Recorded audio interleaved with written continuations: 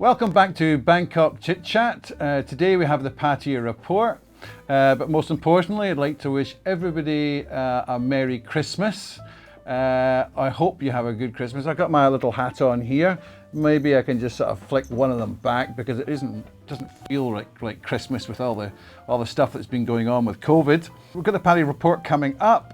Just a reminder, we had an interview with Tony Davis, who was or is a journalist. He has been writing about different disputes, different conflicts in the region and around the world. Very interesting interview about his career. It's three parts. First part being his career and how he became a journalist. Second part about his opinion and what's happening in world affairs on the military front. And then part two will be coming out, which is all about conflicts in Southeast Asia, for example, what the southern Thailand conflict or insurgents is about and what's happening in Malaysia. Sorry, not Malaysia, my apologies, Myanmar, and his predictions for that. Very, very interesting interview. So that's being released. The part two will be not next week, the following week. Okay, so welcome back, Craig. How's things with you in Pattaya? Yeah, thank you, Andrew. Not too bad. Merry Christmas to everybody as well. This is obviously our last, it's Christmas Eve, so it's to be our last show before Christmas and probably the New Year. So a happy New Year to you all. Pattaya is catching up with what Bangkok was from where we were previously. It seems that there's quite a lot more life on the streets. The bars tend to be open, albeit under a guise of these new sort of restaurant atmospheres and layouts, but certainly a lot more life than there was the last time we spoke, which is all good news. All right. So with regards to the situation and with regards to COVID, recently they've now stopped the track and go, trace and go. So that was, I think that was in the 21st, or 22nd of midnight on the 21st. That stopped. So all the people that had already booked under that can still arrive under the original scheme.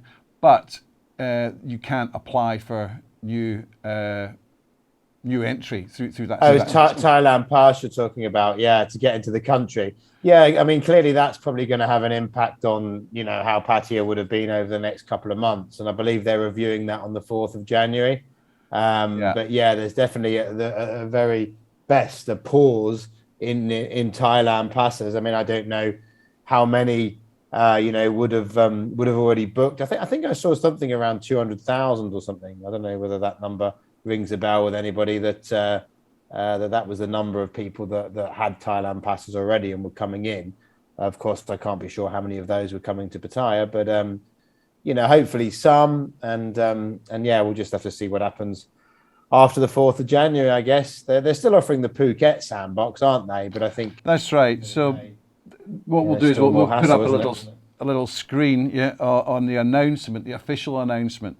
Of what's happening. And also just speaking to some people today, there was question whether they will stop the Phuket Sandbox as well.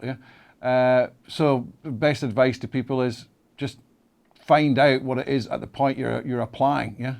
So it's really just up in the air. And Omnicon, we don't know much about it, fair enough, but the hotels have just opened. They've brought in all the staff. They've brought in all the supplies, etc. And then this turns around. It's just. I mean, I was told that one hotel they had something like 300 cancellations within an hour when this was announced for a hotel. It was in Bangkok. No, absolutely. I mean, it's terrible. And of course, in Bangkok, they've also cancelled the New Year's Eve festivities, haven't they? The government-run ones, anyway.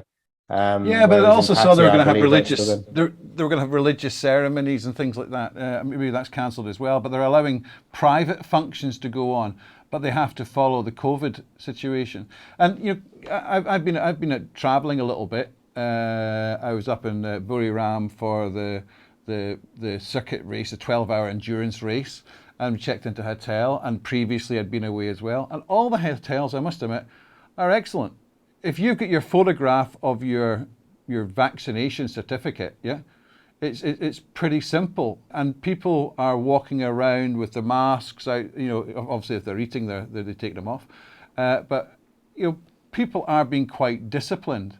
There was also, they were saying that as far as the amount of foreigners coming into the country with Omicron, I think there's 160 cases now, yeah, that they've found, yeah, from Thai and foreigners. They've done a good job of managing and tracking this. In saying that, there's a big argument in the Bangkok Post today saying that all the systems are not working with each other. So some of the hotels are actually doing everything manually because the apps are not coming to a central point, yeah, for tracking. They've got the Sandbox system, and they have the alternative quarantine system, yeah, which, like for example in Bangkok, and they're talking about having different levels. 7 days quarantine, travellers who have been vaccinated or have been fully vaccinated for COVID-19 with an approved vaccine, yeah. And then that's for 7 days quarantine. 10 days quarantine, travellers who do not have a certificate of vaccine, who are even arriving through water, yeah. So yeah, they're sailing. Well, that was the thing, wasn't it? I mean, they were talking about opening the land borders before they brought in this new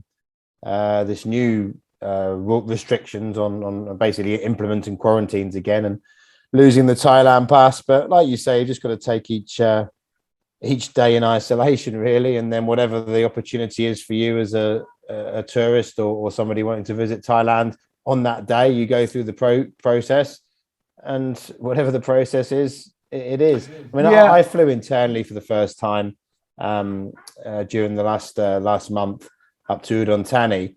And again, it was interesting. I mean, the only thing that we really had to do was when you arrived in the arrivals hall, there was like, some different desks there. And I presume one was for fully vaccinated and one was perhaps for not. And then you had to go, as you say, and show your vaccination certificate. And then you were just literally given a little bit of paper. And then that little bit of paper had to be handed to, the guy before you went through the sliding doors into the into the main airport from the baggage claim. So I'm not sure whether or not if you weren't vaccinated, because I didn't hang around to look, whether you had to show a negative test or whether in fact there were tests there for those. But I noticed coming back to Bangkok there was nothing like that. Yeah, well, that's what I found. We just walked through, and that was it when we were arriving. But we're already in the country. But yeah, so I didn't take the piece of paper. I just took a picture of it, and then they've got the QR code on it, and they scan the QR code, and they say that's fine. Yeah. So it's the system has worked. Yeah. The Sandbox. They're talking about fully vaccinated tourists need to stay no less than 7 nights on the island if they want to travel elsewhere in the country. You need to stay on the island 7 days, applicable for arrivals from that was from October, and get negative COVID-19 test results before travelling other destinations. So that still stands. I mean, we'll provide the links within the description for people to see where we've done our research. Pattaya News, they've got all the detail, yeah, in the different questions that people have asked. So we'll provide that link, and also we'll get from Pattaya Mail. Yeah, we've got some source information. Yeah. Also, I think that, as you said, what's happening with with regards to the Bangkok festivities? What's happening in Pattaya? Are they still going to have their fireworks? I see they're going to be locking the beach road basically down from one end to the other, and then people have to show their vaccination certificates before they can go onto the beach. Yeah, well, all I read was that the New Year countdown is still going ahead in Pattaya, unlike in Bangkok. So I would imagine that there's some things are put into place, like you say, about to go into a certain area you have to show that you're vaccinated, and let them get on with it. For me personally, you won't see me anywhere near all of that, but then that's just that wouldn't be nothing to do with COVID, just just I'm not a big fan of the big gatherings at New Year's anyway. I think I did one a few years back, and that was enough for me in Pattaya. But yeah, if people enjoy it, then yeah, I think the fireworks still going ahead, the countdown. I'd imagine there's some kind of music and all the rest of it. Yeah, there is. Yeah. Yeah. So yeah. I mean, The other thing is, over the past, we have the holidays on the 5th and the 10th of December, yeah, and now we're starting a sort of a wind down, yeah. So there's been quite a boon for hotels, etc., compared to earlier because of the amount of travelling. So I mean, we were coming back from the south, yeah, and the traffic jams were horrendous, yeah. And I hear also in Pattaya it was very, very busy over the weekend. So the local. Yeah, you've had the music festivals, haven't you? And you had the firework festival as well quite recently. And all of these events have generated a lot of domestic tourism. And yeah, I mean, Paddy has been very, very busy. I think it's great. So basically, just now it's a question of how, especially with this new release of the Omnicom, and Thais are really fearful of this. Yeah, I think everybody's fearful, but different degrees. Yeah, I mean, with our studios, when we have people coming in using a studio, we have all the different protocols going into place.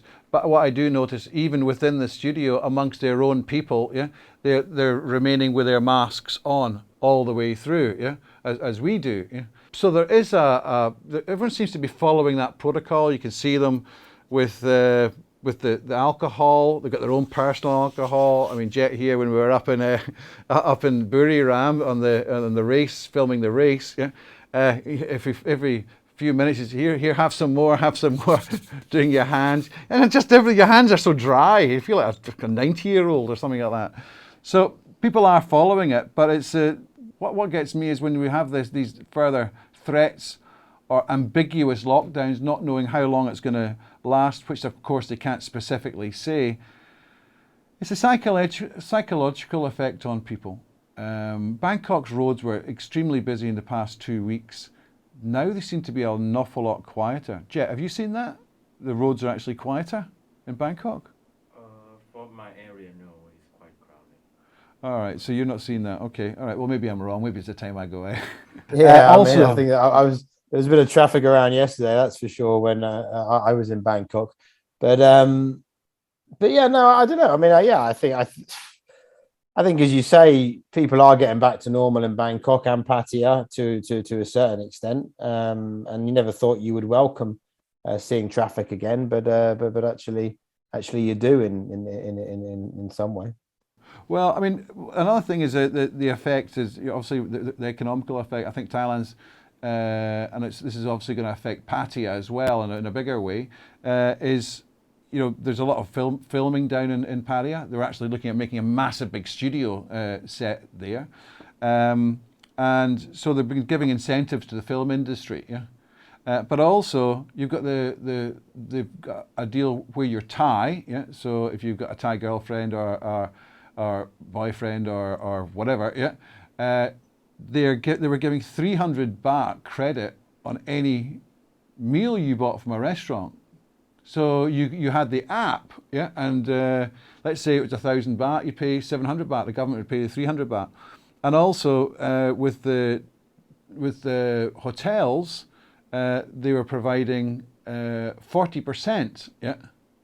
So if you had a hotel, yeah, plus credit as well, I believe. I mean, we took advantage of some of that on a trip down south, Hua Hin and Chumpon, where, as you say, you got the co-pay where you pay 60%, the government pays 40% of the cost of the hotel, and then I think there was also vouchers given to spend in the hotel on top. That's right. Different hotels would provide that as well. Now I think that's now stopped. I'm not sure.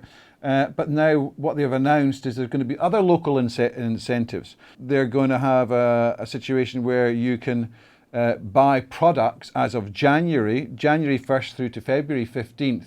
So if you buy a TV or something like that, you can put that through with regards to tax, and they will credit you a maximum of 30,000 baht tax reduction. So I'm not sure exactly how it works, but if you're looking to buy stuff and you're paying tax here, then you can offset up to 30,000 baht from your tax bill. You'll claim it back. Yeah. Also, what they've done is they've cut the rates for mortgages. I'm not sure if you heard that one. And also for property transfer fees, they're retaining it as it is because they were looking at increasing it. So if you were looking to buy a property, do it within this period because the transfer fees will be increased. And what they're also saying is that the economic growth within Thailand, which I'm a little bit confused about because the tourism sector, especially in Pattaya, which is a tourist destination, accounts to 20% of GDP. But what they're saying is they're going to be an increase of an economic growth of 0.12%, within this year, which confuses me. I don't know. It must be the factories and the manufacturing, I suppose, down in sort of the trading estates. What are you talking about? That being specific to Chonburi? No, that's national. That's national. But okay. Yeah, we'll just see. So within Pattaya, what I saw, there's a lot of they're actually opening up. There seem to be Rotary meetings. I saw there was chamber meetings down in Pattaya. Yeah, I went to a chamber event down in Pattaya, first one probably in more than 12 months, and it was pretty much business as usual. I mean, I believe the organisers, were told that they had to have a lower number that were allowed in. But as far as, a punter goes and being there and enjoying the evening, you wouldn't have noticed any difference. From what I can gather, the general bar scene is back to normal. There's all these, strange sort of processes, if you like. So you'll walk into a bar, and because it's supposed to be a restaurant environment, they'll come and put a placemat down for you, in front of you just before you're going to have a beer. And this is all part of the process. From what I can gather from speaking to bar owners and from what I've read and everything else, the food aspect of the restaurant isn't even something which, the what do they call them? The SHA, the Safety SHC, Health Administration, are even bothered about. What they're just trying to do is they're trying to recreate the environment of a restaurant, which they see as a safer environment than what a bar would be, a normal bar. So instead of having people standing around, you can happily have a drink, but you can go and sit in, which I suppose there's some sense in that somewhere, albeit it's bars as normal for many things, and for the sake of putting a placemat down's not going to.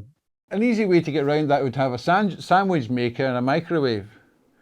And then you have ready meals sitting there if people want it, and you just call yourself a restaurant. Well, they're not even bothered about that, and they're not even bothered about the food aspect. They just basically, the way they look at it is, you go into a restaurant, you sit down, you have a drink, right? That's fine. You go into a bar, you might stand up and have a drink. That's not fine. That seems to be, right, the protocols that they're following. But I was actually out a bit later than last week as well, after this event in the chambers. And one thing is that at 11 o'clock, although you hear stories about all these, places you can go, but 11 o'clock is a tight, closure at that time, and everything closes then, from what I could see. So you just got to adjust your drinking period. Instead of going out at 7, 8 o'clock, you go out at 5 or 6 o'clock. Yeah. Okay. All right. Okay. Well, I mean, the daytime drinkers are fine. Yeah, there's still plenty going on there. So that all is, it's clearly obviously better than it was a month ago or 2 months ago. Some what may be seen as sort of silly processes, but at the same time, people can open, and they can open their bars, and they can sell food, and they can sell beer, and they can sell drinks, and it's better than it was. But as you said before, with the Thailand Pass being cancelled, there's going to be less tourists for the bars and restaurants. Yeah, and it's sad because just now the weather, if anyone has not been to Thailand, this is a perfect time to come where it's not too hot. I mean, it's a low of 20 to 25 and a high of 29 to 34. Yeah, it's just such a pleasant temperature. In fact, at night you don't even need the aircon just now. Yeah. Yeah. Well, it's been remarkably cool in Pattaya. I mean, if you go out on the bike either in the morning or in the evening, you need a jumper or you need a hoodie or something. It's cold. So I heard that Pattaya is now, along with others, is interested in the casino situation. I mean, we discussed this with Hua Hin in the last report, Hua Hin report, but Pattaya has always been pushing to have a casino. Do you think that's what do you hear from the street? Yeah, interesting. I mean, it is something which, again, has been talked about for some time. I think there's a couple of places which are already sort of earmarked for this when licensing is allowed for casinos. It's a slight U-turn, isn't it, in many respects, because Thailand had a fairly tight policy on gambling in general. Although that said, I noticed during COVID they keep referring to these gambling dens. So I take it that some of these must be legal. I mean, No, they're just totally illegal. The only thing you're allowed is the lottery. Yeah, that's it. It's totally illegal. But what they've got is they've set up certain committees, and they're looking at this, researching and to discuss, and also to discuss with the public, especially people around these locations. So will anything happen? Certainly not for the next year or so. That's what I'd say. Yeah. But what they are looking at is Hua Hin, which is rather surprising considering it's a sort of a royal location sort of thing from Rama IX the Great. Yeah, that's where he had his palace, or a palace. So it's all up in the air. They're discussing that as well. But I also see there's been some roadworks in Pattaya, or you've done some beach work in Pattaya, but also they're doing something in Jomtien Beach. There's a picture just coming up, and where the beach looks fantastic. It looks a bit weird in the picture because it shows what was, what is, but what's going to be. You've got something like 20 meters of the old style, yeah, if that, yeah, and then you've got something like 80 meters, yeah, for the new one, for the new beach. So they're restoring the beach, and it looks absolutely beautiful. Yeah, both Pattaya and Jomtien beaches have never looked better, as you say, both based on the fact that they have done this regeneration work, and also because of the fact that there hasn't been as many people there in recent times. So yeah, I mean, that's all good, but as you said before, we just need some people to come and enjoy it.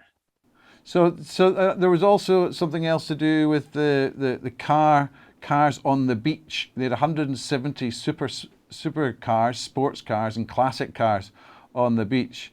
And what I saw, that there was some problems because some people couldn't get in because they had to wear the mask, but they had to go through the COVID, all the testing, and it's just people just gave up, yeah. And there was a problem with the system as well, yeah, for them to get into the venue, which was just an area. But my point is that you've got so many different things happening, yeah.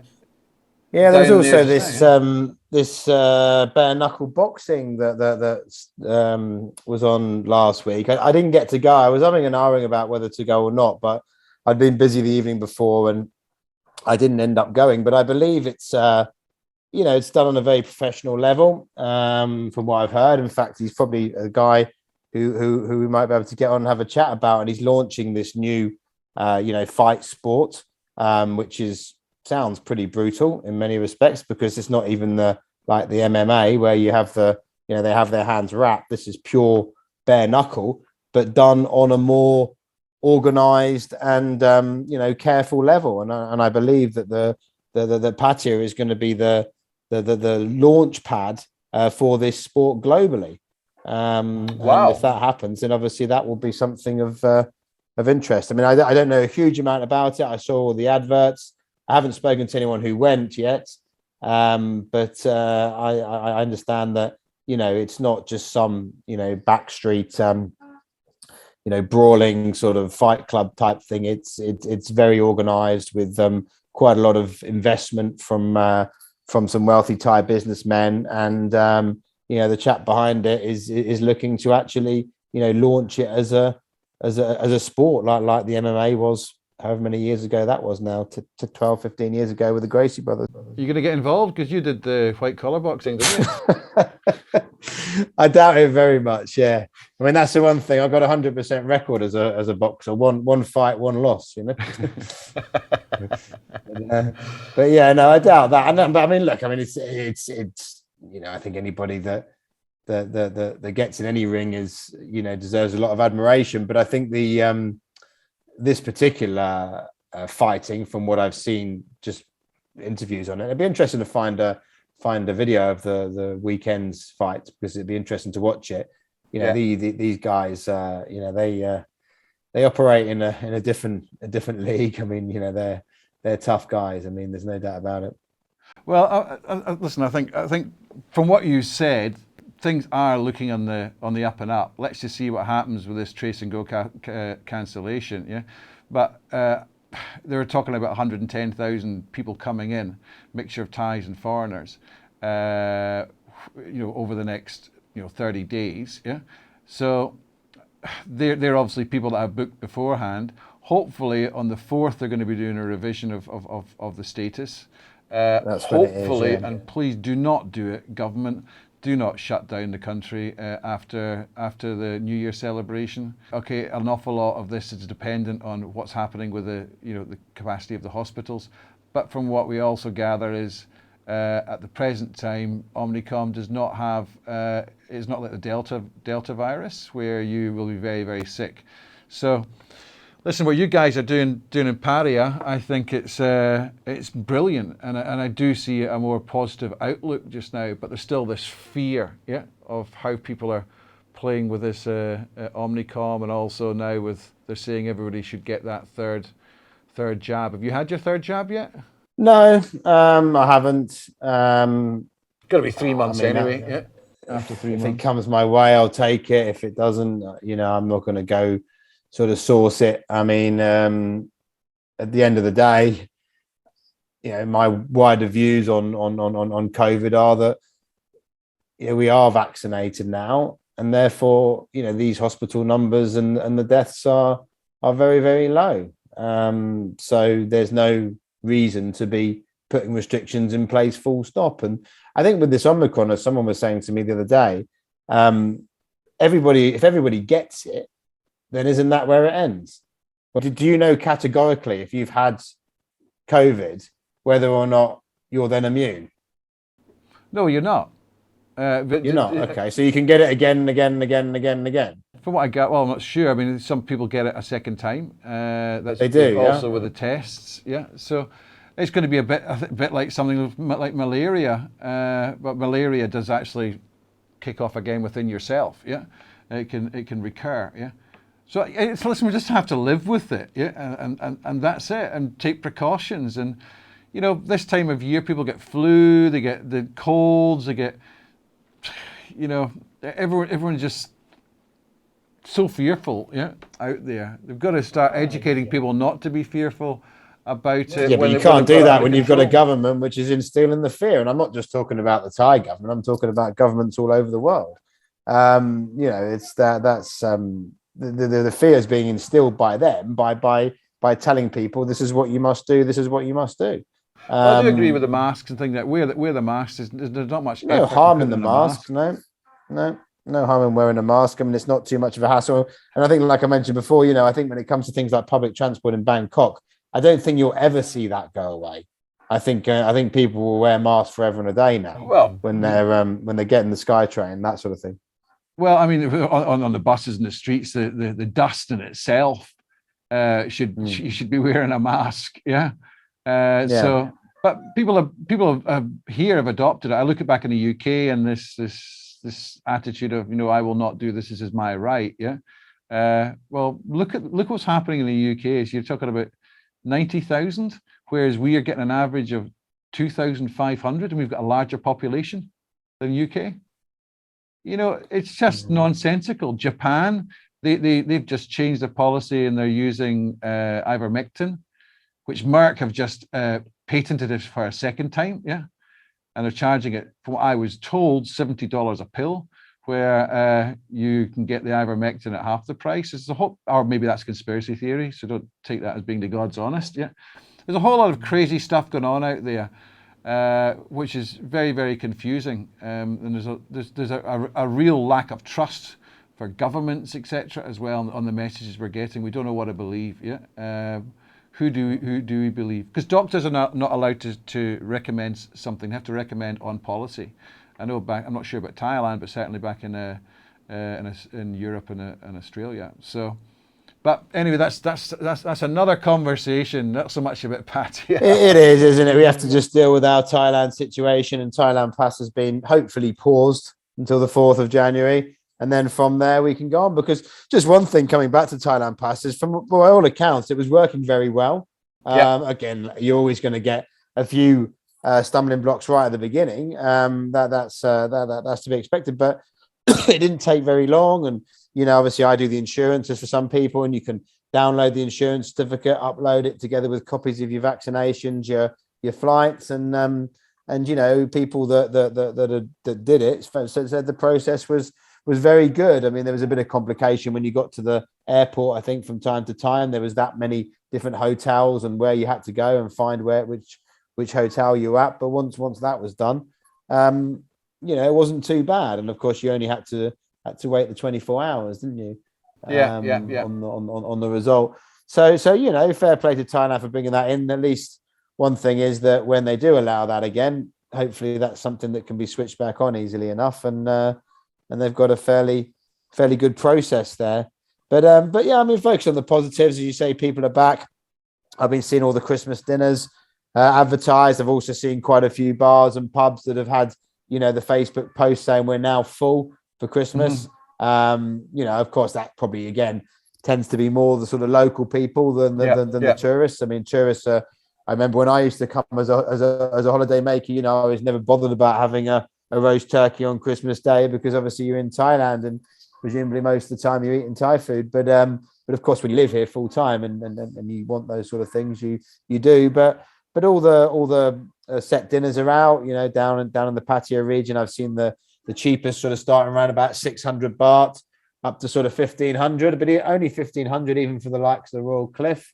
With the buffets and the turkeys. Yeah, it's so cheap. Yeah, I mean, they're good deals, that's for sure. Well, I mean, I must admit, I've prepared for my Christmas my Christmas breakfast with muffins and sausages and bacon and all these things. I got all that in. I got all my pies and things in. So I'm all prepared. I'm going to make the best out of what we've got. And we've got a few people coming round. Yeah, it's going to be a great... Listen, thanks very much, Craig, for coming on again. Yeah, always interesting. And from both of us, thanks. Have a great Christmas. And I wish you have a great time. Make the most of your Christmas day, yeah, with family. And we'll see you next week. We've got a Go and Report coming up next week as well. Don't forget to have a look at the Tony Davis video. And I'll speak to you soon. Thanks very much, Craig. Thank you, Andrew. Have a good Christmas, everybody. See you later, everybody. Cheers, bye.